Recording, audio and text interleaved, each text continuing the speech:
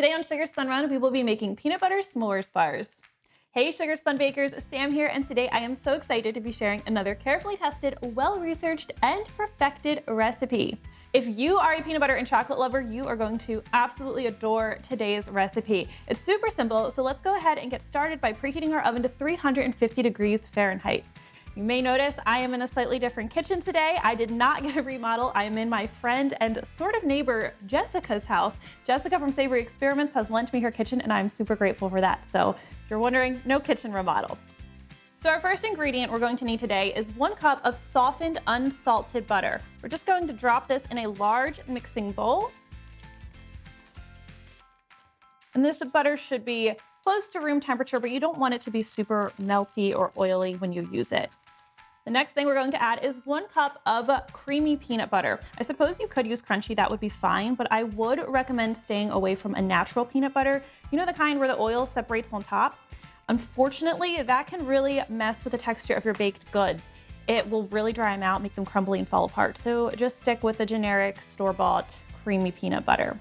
Next, we're going to add our sugar. I use a cup of granulated sugar along with a cup of firmly packed brown sugar.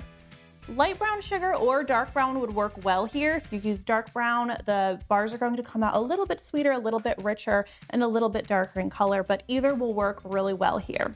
So for today's recipe, I recommend using an electric mixer or stand mixer. We're going to be creaming our ingredients together, and that's a little bit much to do by hand. So grab your mixer. We'll cream everything together until it's smooth, creamy, well combined.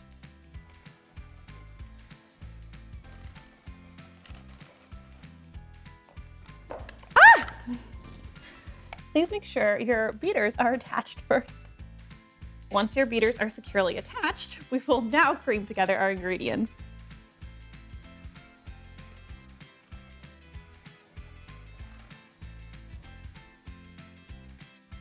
Okay, so the butter's looking pretty good, nicely creamed. So the next thing we're going to need is 2 large eggs. I recommend your eggs being room temperature. That's just going to help your ingredients combine better. Makes it a little bit easier on you. So we'll do 1 large egg, and you should always crack your egg in a separate bowl, just in case you get any shell in there, or just in case the egg is bad. I don't know if you've ever run into that, but it's awful. You don't want to put that in your batter. So first the egg, and then we'll do our egg yolk. And the reason I do just the egg yolk for the second egg is because I want these to be nice and tender. I don't want them to be too cakey. I hate a cakey cookie bar. And adding that extra egg white, it would do that. It would make it a little bit too cakey and too dry for my liking. So just the egg and egg yolk, and we'll have nice, tender, perfectly dense cookie bars. So actually, before I cream those in, I'm going to also add my vanilla, and you will need 1.5 teaspoons of vanilla extract. I'm using my homemade vanilla extract. I'll make sure to link to that in case you don't already have the recipe. But it's so easy to make your own homemade vanilla, and a lot of times it's a lot cheaper. So we'll beat these ingredients in until everything's nicely combined.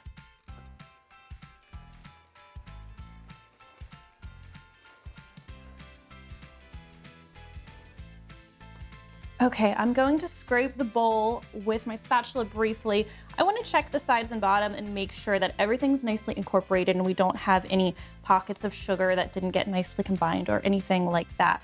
Now I can set this aside, and we will need a separate mixing bowl for our dry ingredients. We'll start with 2 3/4 cups of all-purpose flour. And since these are s'mores bars, of course we have to incorporate the graham cracker somehow. Today we'll be using a 1/2 cup of graham cracker crumbs, so just drop these in with your flour. And we'll also be adding a teaspoon of baking powder and a teaspoon of cornstarch. And I like using cornstarch because it's another ingredient that will keep these bars tender and chewy without making them too cakey, which would happen if we added more flour to help bind them together. We'll also add 3/4 teaspoon of salt, and then we'll just whisk everything together until it's nicely combined. It's a big whisk. Okay, now we are going to gradually add our dry ingredients to our wet ingredients. You do want to do this gradually. You also want to do this carefully because this is a pretty stiff, thick batter. I have broken a spatula before making this dough. It's worth it, but if you can spare your spatula, do that, and spare your mixer. So we'll just add it in about 3 or 4 parts, scrape off batter on my spatula, and we will slowly incorporate the flour. You could do this by hand, but I prefer to use my mixer, just saves a little bit of an arm workout.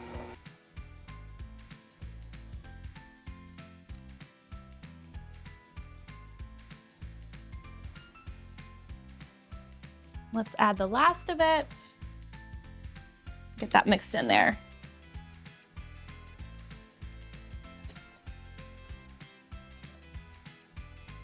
Okay, we do have one more ingredient that we need to add. We'll be adding 2 tablespoons of milk. I like to use whole milk, that's my preference. This is going to lighten up the batter so that it's not unbite intoable. You don't want a cookie bar that's just too dense. So this is just gonna lighten up and make it a little bit more chewy. We'll stir this in until it's combined.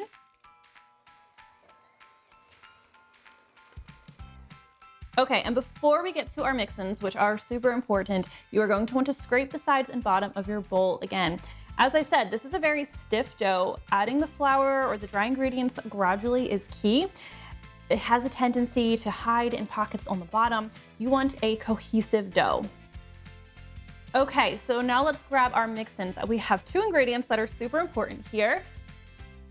I have my marshmallows and my chocolate.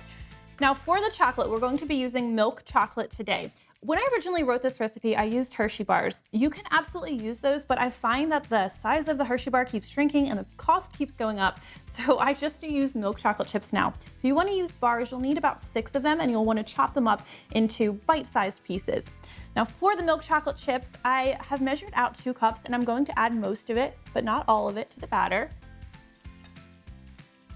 We're going to save a little bit of that right here.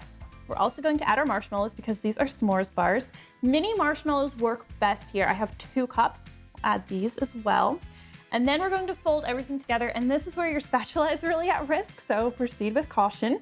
Don't want to break yours. We're going to, by hand, fold everything together until the chocolate and marshmallows are nicely distributed through the batter.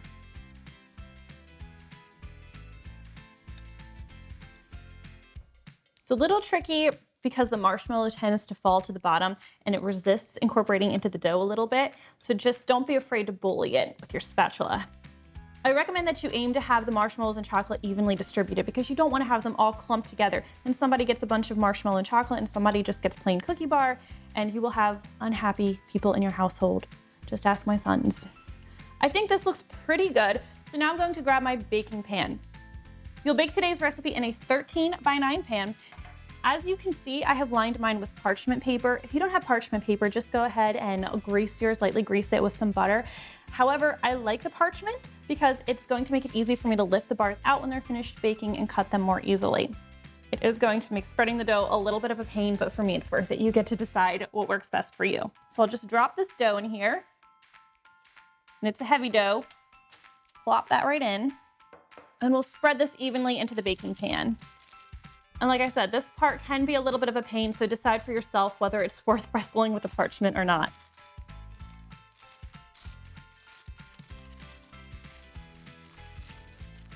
I'm just gonna go for it and use my hands.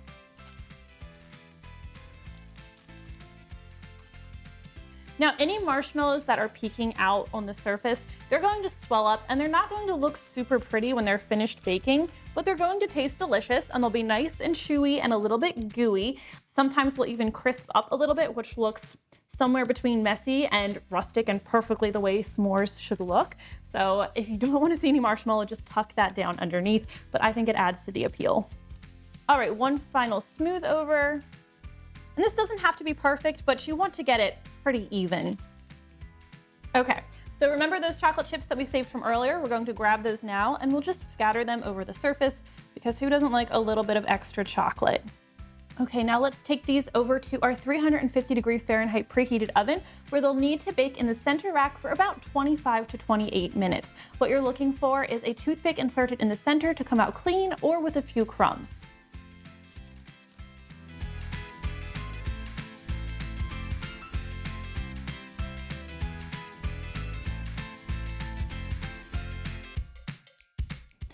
All right, so these have finished baking and I've let them cool. So now we get to use our handy dandy parchment paper sling.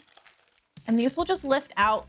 Do wait until they have cooled completely if you're going to be lifting them out. Otherwise, they're just going to kind of collapse on you. So now we can go ahead and dig right in. I'm going to cut these up into squares. Down. Cut myself a generous slice. Look at that marshmallow.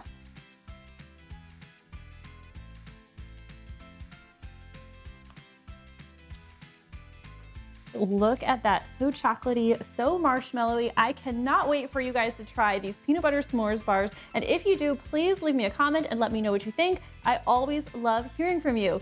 Thank you guys so much for watching, and I'll see you next time.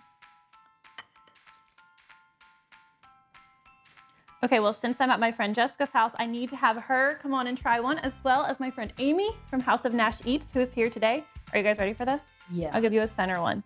Those are the best ones. All right, let me know what you think. Was it good? So gooey, the marshmallow. I'm glad you like it.